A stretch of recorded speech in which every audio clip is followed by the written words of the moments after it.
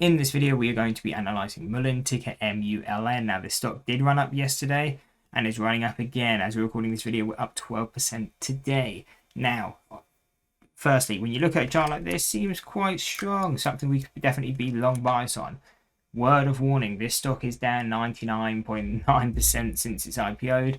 Be cautious if you're buying anything like this. Personally, never anything I would buy. I only short just because, again, the value is not there.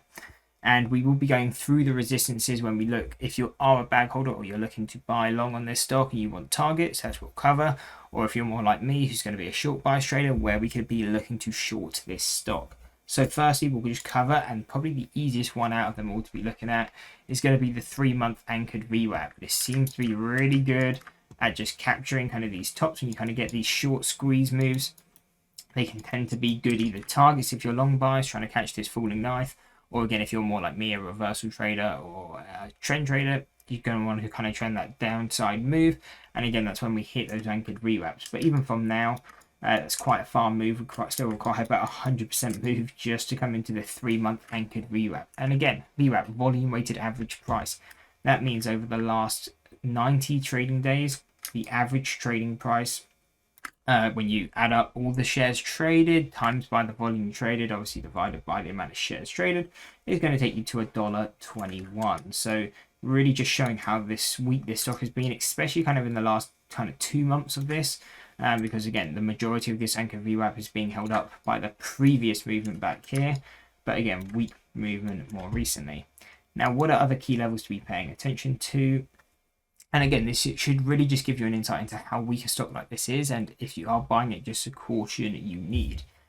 Because the year-to-date anchored VWAP, that's what this blue line is here. The year-to-date anchored VWAP is at $2.32. So we still need about 500% move just to get to where our year-to-date anchored VWAP is. So this is only going from January 1st, and that's how far below it we are, just because this stock has been so weak this year. And then you've got all the others anchored VWAPs. Again, that's going to be 2, 3, 4, 5 years, and a anchored VWAP since its IPO. And again, they range from around $9 to $11. So again, it just shows you how far this stock has been selling off, and just a big caution if you're buying anything like this.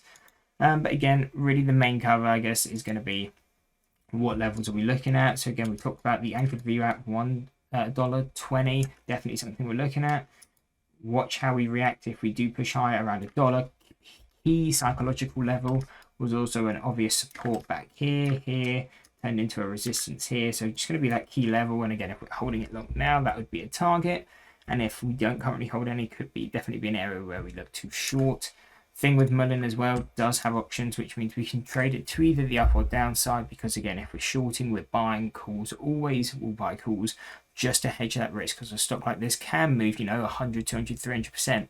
And if so, we don't want to be, blowing an account on a trade. So even if we're shorting, again, the downside may not be massive, because if you're shorting at $1, even if it went down 50%, you're only making 50 cents a share. And that's why we need to buy that protection, because again, you need to limit that downside risk, especially when you're shorting near all-time lows. But overall, definitely something I'm short bias at. Coming into any of these resistances, really, I'm pretty happy to be shorting at, because again, I just don't see the upside potential on the stock. And even if there is upside potential, I do think it'll be short-lived, like we've seen in basically all of these pops.